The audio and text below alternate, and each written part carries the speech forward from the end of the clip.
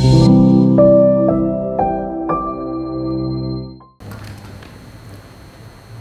I come in, sir? आइए। Good evening, sir. Good evening. विदित बैठिए। Thank you, sir. विदित, आप बेसिकली कहाँ से हैं? सर मूलतः मैं उत्तर प्रदेश पूर्वांचल का हूँ और सर मेरी शिक्षा शुरुआत में पूर्वांचल में ही हुई है और लेकिन सर उसके बाद मेरे पिताजी मुंबई में शिक्षक हैं तो मेरी पढ़ाई आगे मुंबई में हुई। अच्छा अच्छा। तो अभी वर्तमान में आप मुंबई भी रहते हैं? और सर 2017 के बाद से ग्रेजुएशन कंप्लीट होने के बाद सर सिविल सर्विसेज की प्रिपरेशन में हूँ तो उसके बाद सर मुंबई में रहना थोड़ा कम है। अच्छा अच्छा। जी तब बेसिकली आप यूपी में कहाँ से कंसर्न है? सर जौनपुर। जौनपुर आपने मेंशन नहीं किया था इसलिए। जौनपुर के बारे में एक छोटा सा परिचय दे दीजिए हम लोगों को। सर जौनपुर को ईस्ट का सिराज भी कहा जाता है। जौनपुर की स्थापना सर लगभग ये सिराज क्यों कहा जाता है? सर जौनपुर कल्चरल सेंटर था, यहाँ पे एजुकेशन और आर्ट कल्चर बहुत डेवलप हुआ था सर की डिनेस्टी के अंतर्गत, जिसके लिए जौनपुर को ईस्ट का सिराज भी कहा जाता है। ये सिराज उपमा दिया गया, ये कहाँ से लाया गया? सर मुझे लगता है कि एक sir I am not sure about it but शायद पर्शियन टर्म कोई है, बात बट नहीं, मुझे सर नहीं पता। विदित ये बताइए, ज्योग्राफी आपका ऑप्शनल है, जी सर। है ना? तो ये जो उत्तर प्रदेश का इलाका है, जी सर। अगर इसको हम कास्टोलॉजी के हिसाब से डिवाइड करें जी तो किस कास्टोलॉजी के अंतर्गत रखिएगा इसको? सर कास्ट्रोलॉजी मतलब किस तरह की स्थलाकृति में और किस काल में इस क्षेत्र का विकास हुआ? जैसे आपने भूगोल में पढ़ा होगा कि भारत के या विश्व के अलग अलग हिस्सों का निर्माण जो है अलग अलग काल में हुआ पहला, और उसके लिए अलग अलग भौगोलिक परिस्थितियाँ उत्तरदायी थी। चूँकि ये मैदानी इलाका है जी हाँ, इसलिए मैं जानना चाह रहा था। सर उत्तर प्रदेश की जो मिट्टी है, सॉइल है सर, बेसिकली एलुवियल सॉइल है और सर एलुवियल सॉइल सर जो रिवर हिमालय से आती हैं वो अपने साथ लेके आती हैं। तो सर एलुवियल सॉइल का डिपोजिशन उत्तर प्रदेश में लगभग सर 2 मिलियन से 3 मिलियन सर ईयर ओल्ड है और इनकी थिकनेस सर लगभग 500 मीटर है और ये सर इनकी शुरुआत फुटहिल्स ऑफ द हिमालय से होती है जो बंगाल के डेल्टा तक जाती है। नहीं, मैंने आपसे अपने प्रश्न नहीं समझा। मैंने आपसे यहाँ के सॉइल के बारे में या लैंडफॉर्म्स के बारे में नहीं पूछा। मैंने आपसे पूछा कि ये जो उत्तर प्रदेश की भूमि है इसको आप किस प्रकार की स्थलाकृति के अंतर्गत रखते हैं, पहली प्रश्न। और दूसरा, उसका निर्माण कब हुआ? सर मैं क्षमा चाहूँगा। चलिए कोई बात नहीं। ये विदित ये बताइए कि यहाँ लगातार देखिए, आपने सुना भी होगा अभी इधर, चूँकि लगातार आप यूपी में रह रहे हैं, इधर सुना होगा कि भाई जो हिमालय के सीमावर्ती इलाकों में लगातार बादल फटने की घटना घट रही है। जी सर।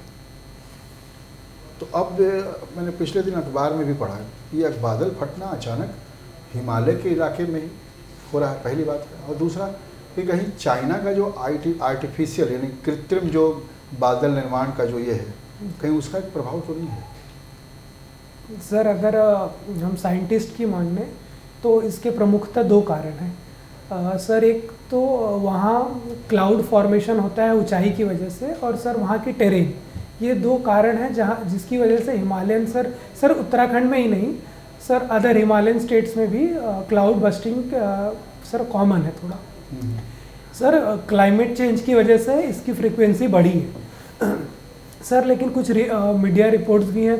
कुछ दिनों पूर्व तेलंगाना के सीएम ने भी ऐसे कहा था कि क्लाउड बस्टिंग फ्रिक्वेंटली होना शायद इंटरनेशनल साजिश का भी हिस्सा हो सकता है सर, लेकिन मुझे लगता है कि इस बारे में अभी ज़्यादा चीज़ें सर हमारे ज्ञात में नहीं है, तो सर मैं उस एंगल पे नहीं जाना चाहूँगा। लेकिन विदित, आप जानते हो हमारा देश जो है ना, मैंने आर्टिफिशियल इरिगेशन फैसिलिटी से जूझ रहा है ना? जी सर। तो जो आप जो इरिगेशन फैसिलिटी को डेवलप करने के लिए भारत में क्या सुझाव देना चाहेंगे? मैंने आप क्या सुझाव देना चाहते हैं जिससे हम इरिगेशन फैसिलिटी को बढ़ा पाएँ? सर मुझे लगता है सबसे ज़्यादा ज़रूरी है हमारे जो ट्रेडिशनल मेथड्स हैं सर, क्योंकि वो कॉस्ट इफ़ेक्टिव भी हैं और ईजिली किए जा सकते हैं सर। जैसे वाटर स्टोरेज है, बंड फॉर्मेशन है, बहते हुए पानी को रोकना है, मेड बनाना है सर। इसके अलावा तालाबों की खुदाई करना है, सर ये बेसिक काम है जिनमें इतना खर्चा भी नहीं आता है। अगर और सर इसके साथ साथ लोगों में अवेयरनेस बढ़ाने की ज़रूरत है। सर उत्तर प्रदेश सरकार ने अभी ही 16 से 22 जुलाई के बीच में भूगर्भ सप्ताह मनाया है, जिसके अंतर्गत उनका लक्ष्य यही था कि भूगर्भ के लेवल को बढ़ाया जाए। तो सर लोगों के बीच में अवेयरनेस बढ़ेगी तो सर इसकी समस्या का समाधान हो सकता है। इसके अलावा सर आज के समय में सर अगर कृषि को हमें ज़्यादा इफ़िशिएंटली करना है तो माइक्रो इरिगेशन जैसे कि सर स्प्रिंकलर सर इन सब को भी प्रमोट करने की ज़रूरत है। तो आर्टिफिशियल इरिगेशन को डेवलप करने के लिए और नदी जोड़ो परियोजना, कैनलाइजेशन, इन सब का डेवलपमेंट नहीं करेंगे? सर केन बेतवा लिंक जो भारत की पहली परियोजना, नेशनल परियोजना है, सर इसकी वजह से सर कुछ फ़ायदे भी हैं और सर नुकसान भी हैं। तो सर मुझे लगता है कि इसको इस तरीके से किया जाना चाहिए कि नुकसान क्या क्या हो सकता है बताइए। सर अगर जैसे हम केन बेतवा लिंक की बात करें तो पन्ना टाइगर रिजर्व का लगभग 20 से 25% हिस्सा डूब रहा है। इसके अलावा सर जो वहाँ आदिवासी रहते हैं उनका भी डिस्प्लेसमेंट हो रहा है। सर बहुत बार ऐसे होता है कि जब इंटरलिंकिंग प्रोजेक्ट करते हैं तो सर जो मछलियाँ होती हैं उनका जो स्थान होता है वो बदल जाता है, तो सर नई जगह पे वो अपने आप को एडॉप्ट नहीं कर पाती, जिससे उनकी भी डेथ होती है। सर इकोलॉजिकल इम्बैलेंस होता है, तो ये सब सर उसके कुछ नुकसान। चलिए ठीक है विदित, एक हमको और प्रश्न को उत्तर दीजिए। अभी हाल के दिनों में बड़ा पॉपुलर एक टर्म है गरीब मैंने ऊर्जा गरीबी, ये क्या है?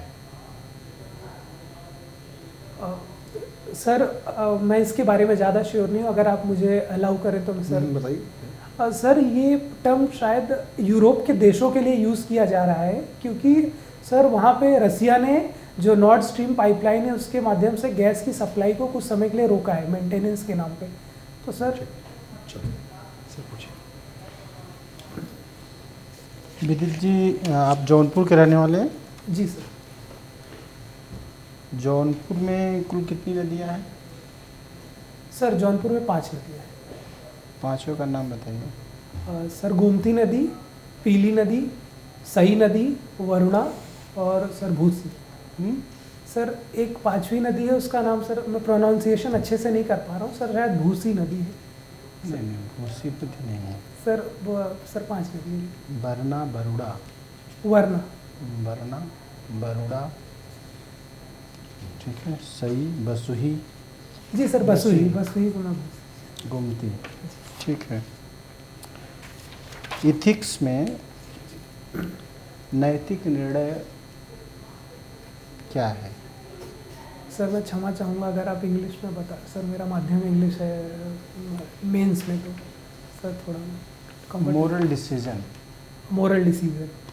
अब सर अगर हम कोई डिसीज़न ले रहे हैं और उस डिसीज़न के पीछे अगर हम सर जो मोरालिटी है अगर उसको हम सर उसके सारे विभिन्न पहलुओं को हम फॉलो करते हैं सर, जैसे कि एक एग्जांपल लेते हैं सर झूठ नहीं बोलने का। मतलब आपको बताना है कि कंटेंट ऑफ मोरालिटी।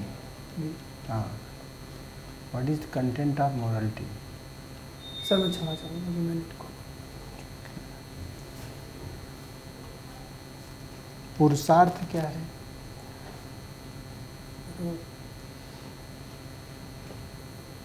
सर पुरुषार्थ का तात्पर्य है सर पुरुष का अर्थ मेल होता है या सर ह्यूमन बींग्स होता है, और अर्थ का सर तात्पर्य सर जहाँ तक मेरी समझ है कि उनके द्वारा किया जाने वाला सर कार्य होता है।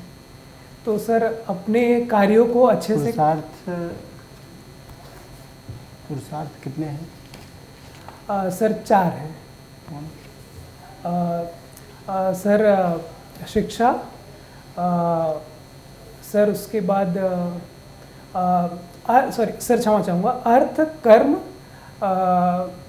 सर मैं अभी रिकॉल नहीं कर पा रहा हूँ सर, वन्य, सर त्याग एक लास्ट है जिसमें त्याग। पुरुषार्थ 4 हैं, धर्म, अर्थ, काम और मोक्ष। इसमें परम पुरुषार्थ क्या है? सर मैं क्षमा चाहूँगा, त्रिवर्ग क्या है? त्रिवर्ग। नहीं सर, समझ गया। वैल्यू, जी वैल्यू क्या? Sir, values are belief system of an individual.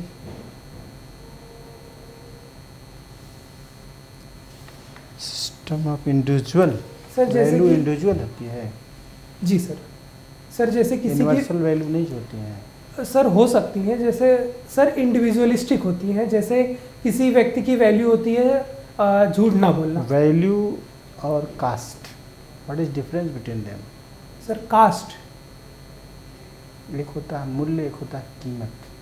आप कीमत कॉस्ट, जी आप कॉस्ट बता रहे हो, ना कि वैल्यू बता रहे हो, ठीक है? तो what is difference between them? Sir मैं इसे एक बार जाके पढ़ूँगा। ठीक है। फंडामेंटल राइट किस आर्टिकल तक? सर आर्टिकल 13 से आर्टिकल 32 तक। 13 से है। जी सर, आर्टिकल 13 में स्टेट को डिफाइन किया गया है, और सर जहाँ तक मुझे याद है, रिकॉल कर पा रहा हूँ मैं। कितने फंडामेंटल राइट्स हैं? सर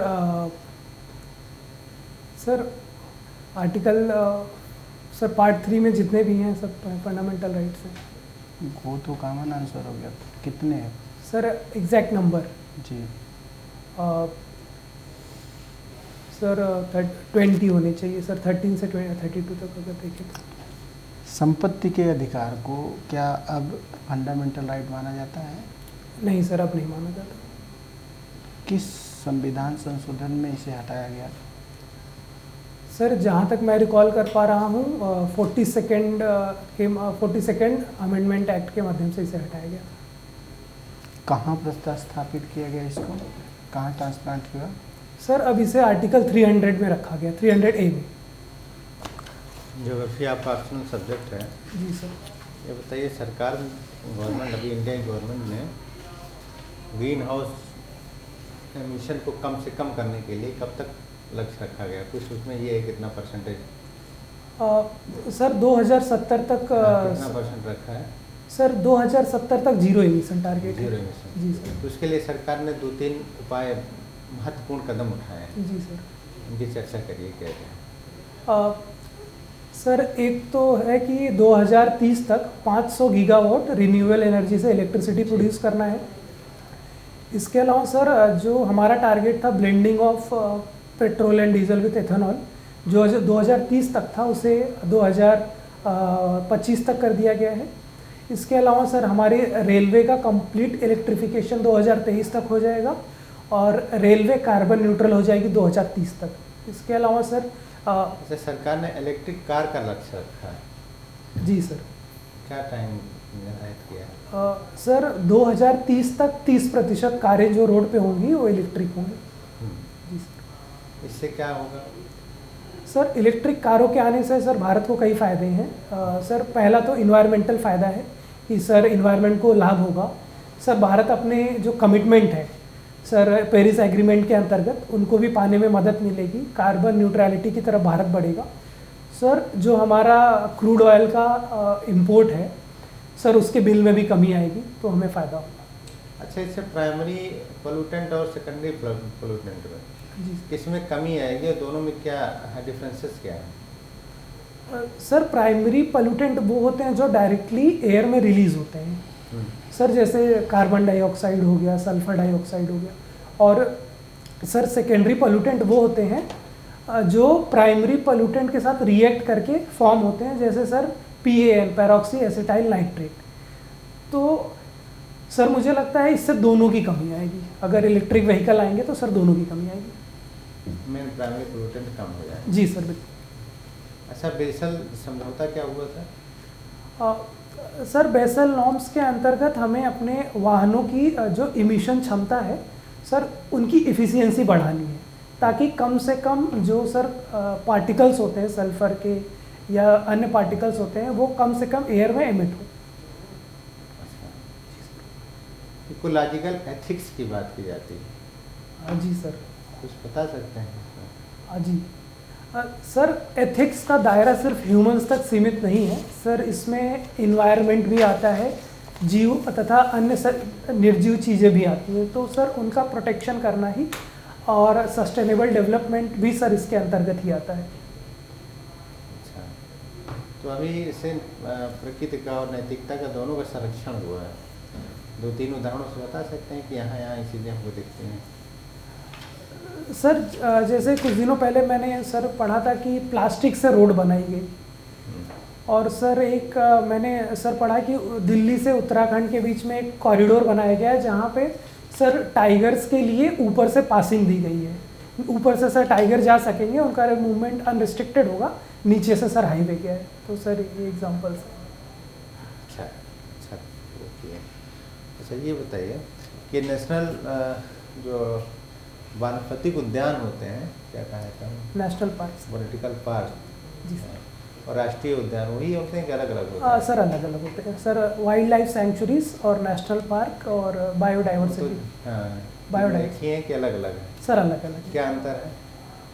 सर जो नेशनल पार्क होते हैं उनका प्रोटेक्शन लेवल ज़्यादा होता है सर, उनको एक बार डिक्लेयर होने के बाद अगर सर उनको उनकी एरिया को बढ़ाना है, कम करना है, तो सेंट्रल गवर्नमेंट की इजाज़त लेनी पड़ती है। इसके साथ साथ सर नेशनल पार्क का जो कोर एरिया होता है वहाँ एक्टिविटीज़ बहुत ही लिमिटेड होती हैं, बहुत रिस्ट्रिक्टेड होती हैं, लेकिन सर जो वाइल्ड लाइफ सेंचुरीज होती हैं वहाँ बेसिक एक्टिविटीज़ की जा सकती हैं।